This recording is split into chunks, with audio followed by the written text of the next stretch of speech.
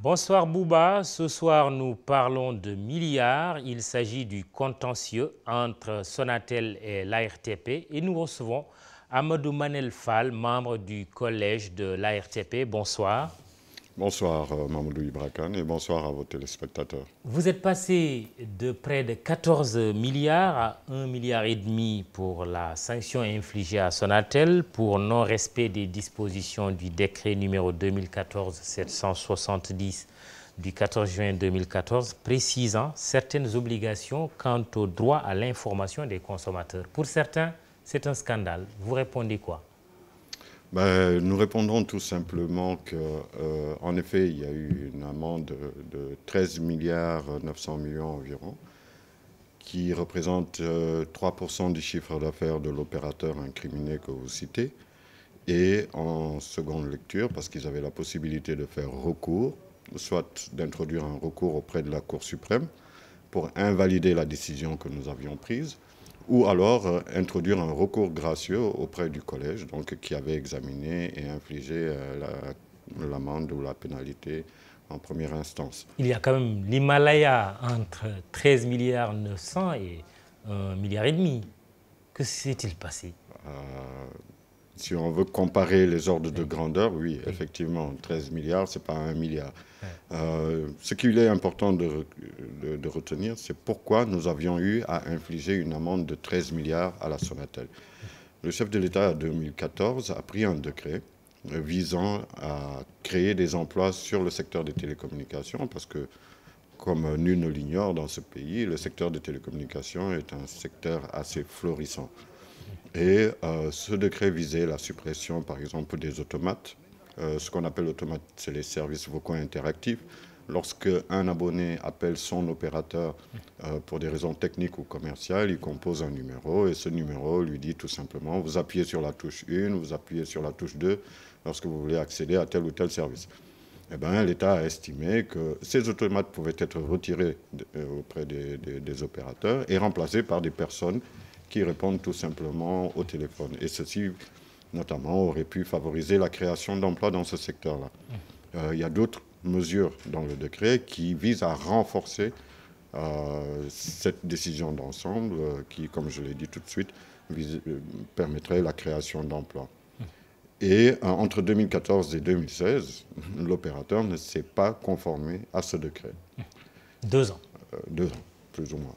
Et l'une des raisons qui nous avait fait penser qu'il fallait des mesures drastiques pour contraindre l'opérateur, c'est finalement de prendre une amende très forte.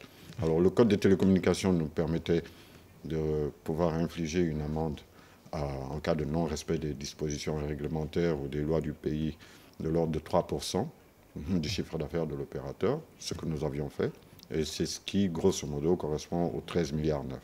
Donc nous avons appliqué la sanction maximale qui nous était autorisée. On peut vous reprocher de vous être précipité, de prêcher le faux pour avoir le vrai, puisque les arguments de Sonatel ont finalement emporté votre adhésion. Non, du tout. Oui. À côté de la sanction de 13 milliards 9, nous avons également infligé une astreinte de 10 millions de francs CFA par jour à l'opérateur.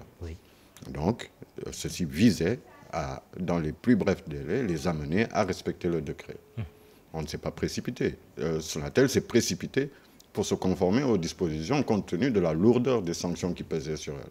Oui, mais dans vos considérants, vous avez dit que les manquements à ce décret sont suffisamment établis. Absolument. Oui, est-ce qu'il y a toujours manquement? Mais et pourquoi seulement 1,5 milliard finalement? Je viens de vous dire à l'instant que ce qui était recherché, c'était d'amener l'opérateur à se conformer aux dispositions réglementaires. Sonatel, aujourd'hui, a respecté ces dispositions réglementaires. Non mais après coup ou a posteriori? A posteriori. A posteriori. Au moment où on prenait la sanction, le décret n'était pas appliqué dans sa totalité. Donc c'est a posteriori qu'elle s'est conformée au décret.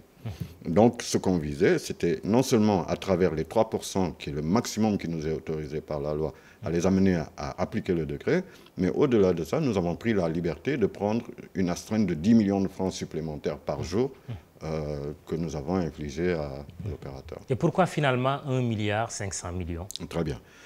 Je le disais en introduction, Sonatel avait la possibilité de faire un recours. C'est la loi qui lui autorise. Donc nous prenons des décisions Ces décisions, lorsqu'elles sont contestées, l'opérateur peut faire un recours. En l'occurrence, l'opérateur pouvait aller à la Cour suprême. Et si la Cour suprême invalidait la décision qu'on aurait prise, ben, ils auraient eu à payer 0 franc. Parce que la Cour suprême aurait estimé qu'on aurait eu tort d'infliger cette amende à la Sonatel. La deuxième possibilité qui était offerte à l'opérateur, c'était effectivement de faire un recours gracieux. Et Sonatel a introduit un recours gracieux, est venu plaider devant le collège avec ses avocats, et nous avons eu, effectivement, comme vous le dites dans les considérants, à réexaminer les éléments qui pouvaient nous amener à observer une mesure plus appropriée. Parce que Sonatel a créé des emplois? Non, ce n'est pas Sonatel, parce que c'est le secteur qui devait générer des emplois.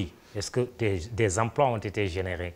Des informations que nous avons eues, oui. La facture de la Sonatel pour pouvoir remplir ses prestations au niveau des call centers est passée dans cette période-là d'environ 1 milliard à 4 milliards.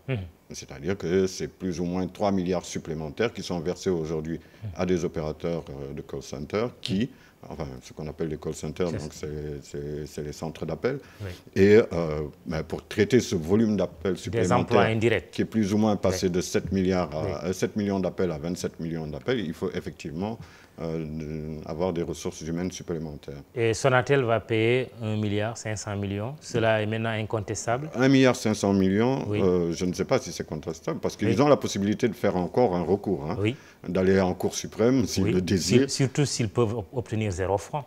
Ils peuvent aller à la Cour suprême et puis, ma foi, demander à la Cour suprême d'invalider la décision qu'on a prise. Oui, s'ils avaient saisi la Cour suprême, ce que vous n'avez pas dit, c'est que la Cour suprême aurait pu confirmer votre décision. La Cour suprême aurait pu confirmer la décision qu'on avait prise en près de 14 milliards dans les caisses de l'État. Pourquoi vous y avez renoncé? Il fallait prendre le risque. Non, on n'a pas renoncé. Ne dites pas un mauvais arrangement vaut mieux qu'un bon procès. Non, du tout, Mamadou, on n'a pas renoncé. Je vous ai dit que la première mesure était sans doute disproportionnée. L'objectif de cette sanction était de contraindre par tous les moyens, dans les plus brefs délais, Sonatel à s'exécuter. Et c'est ce qui justifie d'ailleurs l'astreinte de 10 millions de francs supplémentaires par jour. Sonatel s'est conformé au décret, est venu et nous a demandé le réexamen de son dossier, en quelque sorte de notre décision. Chose que nous nous sommes employés à faire. Dans le réexamen de ce dossier, nous nous sommes rendus compte qu'en fait, le gain ou l'élément constitutif de cette période de non-observance du décret aurait pu être évalué à 800 millions de francs CFA. À côté de ces 800 millions de francs CFA, nous nous sommes dit qu'entre 2014 et 2016, force est de constater que Sonatel n'a pas respecté les dispositions du décret dans sa totalité. Et par conséquent, Sonatel était en faute. Et d'où la nécessité d'infliger une pénalité à Sonatel. Nous avons pris un montant de 700 millions, qui correspond à peu près aux 800 millions qu'ils auraient pu tirer comme profit de cette affaire. Et les 700 millions et les 800 millions nous donnent 1 milliard 500 millions. Très bien. Je pense, personnellement, que ceci est plus proportionnel à la faute commise. Est-ce que tous les membres du collège ont signé? Dans la presse, on a vu, la première décision, ce sont les 6, et la dernière décision, c'est uniquement le président du collège. La presse méconnaît le règlement intérieur du collège. Le règlement intérieur du collège, dans son article 4, alinéa 3, dit que les décisions, les avis sont signés par le président du collège. En son absence, ils sont signés par celui qui assure son intérim ou le remplace. Tous les membres sont solidaires de cette décision, solidaires avec le président du collège? C'est pas solidaire. Vous pouvez le confirmer? Non, ce n'est pas solidaire avec le président. Nous n'avons pas à être solidaires avec le président. Nous prenons des décisions en notre âme et conscience. Oui, mais de manière collégiale. De manière collégiale. La décision, elle est collégiale. Vous avez tous approuvé la décision. La décision. 1,5 milliard. La décision, elle est collégiale. Et cette décision, aujourd'hui, c'est la décision de la RTP. Très bien. Très bien. Sauf qu'en procédant ainsi, certains peuvent dire, finalement, vous vous êtes dédiés, quoi. Non, nous ne sommes pas dédiés. Ça peut laisser ce sentiment à l'opinion. Non, du tout, monsieur Gant. Ou que quelque chose s'est passé de pas clair. Du tout. Je vais essayer de me faire comprendre de la manière la plus simple. Vous allez en justice. En première instance, votre affaire est jugée. Vous faites appel, vous amenez des éléments d'appréciation supplémentaires. Le juge apprécie en seconde lecture votre cas. Il peut être amené à vous accorder la grâce s'il le souhaite. Parce que vous avez des arguments à faire valoir. Ici, en l'occurrence, je vous dis, L'objet du délit n'existe plus. Si on peut considérer qu'il y a eu un objet du délit, c'est de dire que Sonatel n'a pas respecté le décret. Au jour d'aujourd'hui où nous parlons, Sonatel respecte le décret. Donc l'objet du délit en soi n'existe plus. Mais malgré ça, il faut reconnaître qu'entre 2014 et 2016, Sonatel a quand même commis cette infraction. Cela fait 1,5 milliard. Et cette infraction a été sanctionnée. Très bien. Est-ce que les autres opérateurs, Tigo Expresso, pour ne pas les nommer, se sont conformés au décret? Les autres opérateurs se sont conformés au décret. Et au passage, ça me permet un peu de féliciter tout le travail qui est fait en interne et qu'on ne dit jamais par l'ensemble du personnel de la RTP et à sa tête le directeur général. Plusieurs mises en demeure ont été envoyées aux opérateurs, les invitant à se conformer au décret. En ce qui concerne Sonatel en particulier, il y a eu au moins 25 échanges de correspondance entre la RTP, la direction générale, et la Sonatel. Il y a eu des constats d'huissiers qui ont constaté et affirmé que des manquements étaient constatés. Sonatel a été auditionné par le collège, pas une fois, pas deux fois, en compagnie également la dernière fois de ses avocats pour défendre leur position. Je pense que de ce point de vue-là, l'ensemble des procédures ont été respectées et la bonne foi des uns et des autres n'est pas contestée. Sonatel a mis 32 milliards sur la table pour acquérir la 4G, plus 68 autres milliards pour le renouvellement de sa concession avec l'État du Sénégal. Quid des autres opérateurs? La question revient naturellement. Tigo Expresso, d'autant plus que le chef de l'État, le président Macky Sall, avait souhaité que les deux autres opérateurs de téléphonie finalisent les négociations avec la RTP concernant la 4G, à l'instar de Sonatel. Où en êtes-vous avec Tigo Expresso? Mais écoutez, il y a une offre sur le marché. 32 milliards x 2, ça fait 64 milliards. En ce qui concerne la 4G, d'ailleurs, bon, je me dois de ne pas me prononcer parce que je pense que le directeur général de la RTP a suffisamment communiqué sur le sujet et a largement donné la position de l'État et la position de la RTP sur cette question. Mais pour répondre à cette question précise de savoir quid des deux autres, ce qu'il y a et ce qui est en jeu, ce sont des ressources fréquentielles. On parle de licences, mais derrière les licences, pour pouvoir exploiter ces licences-là, il faut des ressources fréquentielles. Et l'État du Sénégal, à la demande des opérateurs, qui en ont exprimé le besoin, a mis à la disposition des opérateurs sur le marché sénégalais des ressources fréquentielles, pour notamment la 4G, mais ça peut être pour d'autres utilisations. Et d'ailleurs, ici, on parle de la 4G, mais on sait que nous avons des pénuries de ressources fréquentielles, par exemple au niveau de Dakar pour les radios, à titre d'exemple. Les télévisions sont friandes de ressources, mais l'ensemble de ces acteurs ont besoin de ces fréquences-là. Aujourd'hui, pour l'exploitation des technologies de 4e génération, donc la 4G, les opérateurs ont besoin de ces ressources fréquentielles. L'État du Sénégal, après un réaménagement du plan spectral, a mis à la disposition des opérateurs les fréquences, les ressources fréquentielles dont ils ont besoin pour exercer leur activité.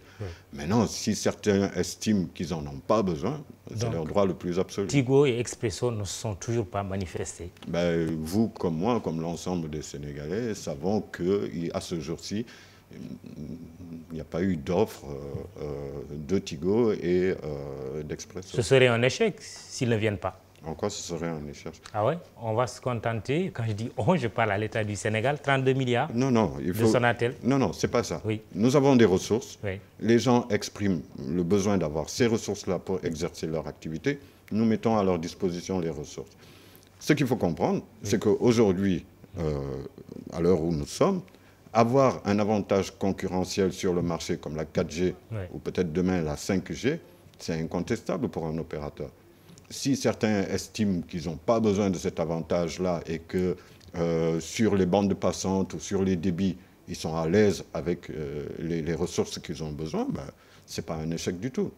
Derrière, il faut comprendre qu'il y a des logiques économiques et logiques commerciales. Les gens n'achètent pas des fréquences pour la 4G ou des licences pour la 4G juste pour dire qu'ils ont la 4G. Très bien. Fréquence radio et télé, quand est-ce que vous allez débloquer les choses? C'est bloqué là. Encore une fois, il y a un ministère de tutelle. La RTP est vraiment confinée dans un rôle. C'est régulation du marché. L'autorité gouvernementale, effectivement, édicte les règles et les conduites à tenir sur le secteur et nous veillons au bon fonctionnement. Donc si l'État, effectivement, à un moment donné, décide d'ouvrir entre guillemets, oui. les canaux, il n'y a aucun problème. Mais Très bien. d'une manière générale, ce qu'il faut comprendre, c'est qu'après Genève 2006, il y a eu un réaménagement du spectre, ce qui a permis de dégager des ressources fréquentielles. On parle de fréquences en or, etc. Et aujourd'hui, une partie est destinée au secteur des télécommunications, l'autre va servir à d'autres usages, et notamment certainement pour les télévisions numériques terrestres. Très bien. Question à Monsieur le ministre de la Communication ou au secrétaire d'État. Vous aurez l'occasion d'y répondre. Merci, Amadou Manel Fall, membre du Collège de l'Autorité de régulation des postes et des télécommunications ARTP. Bouba, c'est tout pour ce soir. Tu n'as pas ta part des milliards, malheureusement. Excellente soirée. Merci. Merci beaucoup.